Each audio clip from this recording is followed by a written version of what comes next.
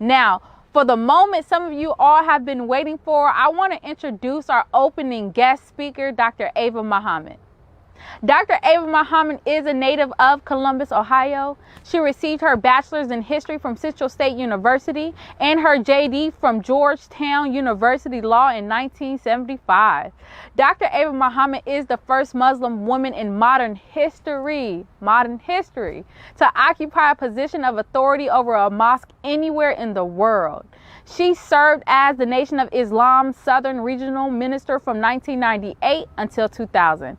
She is currently the official national spokesperson for the Honorable Minister Louis Farrakhan and the Nation of Islam. She has been featured several times in Essence magazine and was also recognized by Essence as one of the 30 most influential Black women in America. Let's go. We are so humbled to be in the presence of greatness. She has been a pillar in our community for a long time, and we're so thankful to have her open this year's conference. So please, let's give a warm welcome to Dr. Ava Muhammad. In the name of Allah, the Beneficent, the Merciful, I bear witness there is no God but Allah. I bear witness that Muhammad is his servant. I greet all of you in the words of peace and our original language. Assalamu alaikum.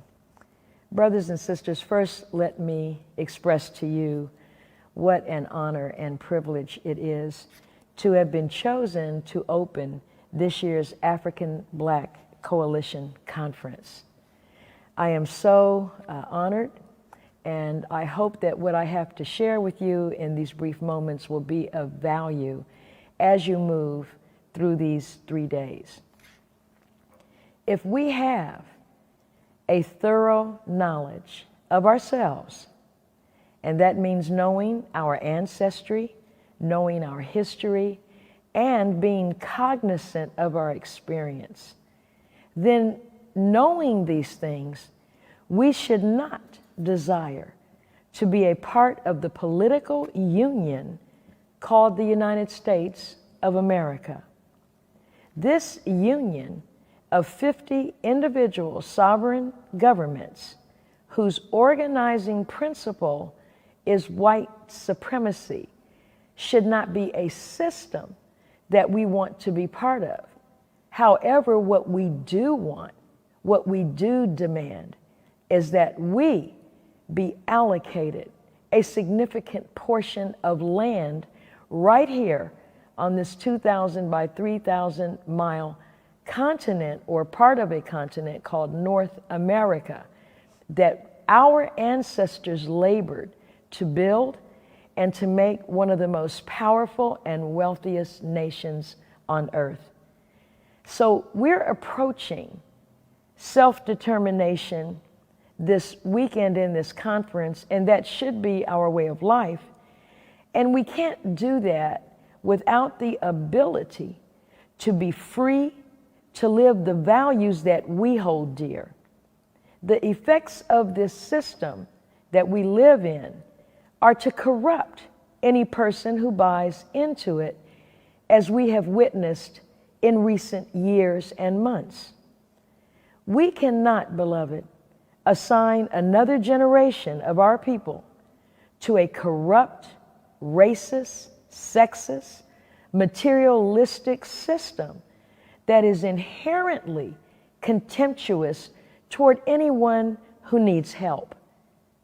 There is open dislike in this system for babies, for the elderly, for the sick, and for those who are struggling financially. We should not desire to be integrated into such a system. If we are in our clear right mind, then we desire to go for self and set up an environment for ourselves and our offspring that is harmonious with our Creator. The human being is infinite. Anything that limits human development cannot be just. You and I must be allowed to be ourselves in order to justify our existence in this universe. Anyone who limits our development is our enemy. The laws which govern creation operate equally on every single human being. Every single one of us is created by the will of God. Every one of us has not only a unique fingerprint or a unique voice print, but we have a unique spiritual and intellectual print, and we are on this earth to fulfill a divine purpose. The laws that govern creation, as I said, operate equally on everyone. And beloved, death would be sweeter than having our children live in a system that denies us a full and complete freedom. During slavery, we were robbed of 3 sciences essential to an independent nation: the science of mating, the science of business, and the science of warfare. So we have a duty to reactivate, to restore, and advance in the next generation the importance of strong family units. That is the soul of the Black community. The family is the means through which we survived the horrors of slavery, Jim Crow, and even what we are battling now. The importance of not only producing children, but educating them in accord with what we need as a nation. We must understand how to set up and conduct business, and we must be able to defend ourselves from attack and intrusion. The police presence and the murders by police that are unique to our community, we enable that because we are not united. And what we call the hood or the ghetto, these are really colonies. We cannot continue to be random in our choices of where we live and base our choices solely upon our individual personal comfort. Instead of running away to white communities where we are not wanted and where we don't want to be, we should make our own communities a safe and decent place to live. It is a condition of the Black community, a condition created by design that provides our killers with justification for killing us. Economic deprivation leads to the destruction of the family unit, which leads to domestic violence and petty crimes and major crimes, such as drug trafficking, and that results in calls to the police. Our persistence in doing this in the face of them killing us demonstrates a lack of movement toward unity. You will remember the young woman in Fort Worth, Texas, who was shot to death in her own home. It was her next door neighbor who called the police because he heard noises next door. We don't have enough of a family relationship or a bond that we're able to go next door and knock on the person's door to find out what is wrong. Underlying the unrest sweeping the United States over police brutality is a fundamental inequity in wealth, land, and power that has circumscribed Black lives since slavery. The 40 acres and a mule that was promised to former enslaved Africans never came to pass. There was never a redistribution of land, never reparations for wealth extracted from stolen land by stolen labor. And so now it is time for us to focus on self-determination. We say we respect and love our ancestors. And I'm going to briefly, before I close, take you into a narrative that gives some insight into what our ancestors were thinking and feeling about their future at the end of slavery. We need a clear understanding of that phrase, 40 acres and a mule. General Sherman's march to the sea brought a massive regiment of the Union Army to the Georgia coast in December of 1864. What is not written of often in history, that accompanying that Union Army were 10 to 15,000 black people, refugees, former slaves. They were suffering from starvation, exhaustion, illness, disease, and abuse. On December 19th, they were sent to what is now Hilton Head Island in South Carolina. On January 11th of 1865, Edwin Stanton, the War Secretary, and other officials met with Sherman about this refugee crisis.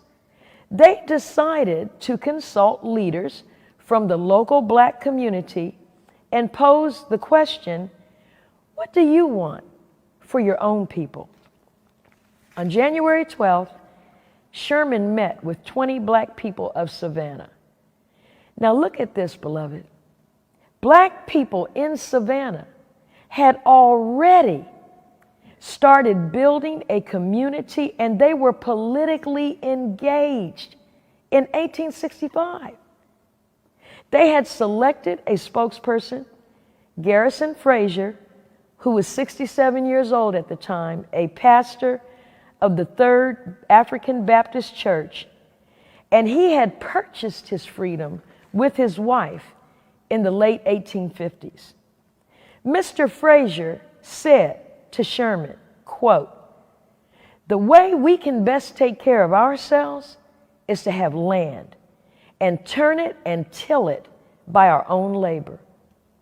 All of the black people present agreed to seek land grants for autonomous black communities. And guess what the grounds were? They said racial hatred would prevent economic advancement for them in mixed areas. This is how insightful our people with no formal education, most illiterate, were in that time.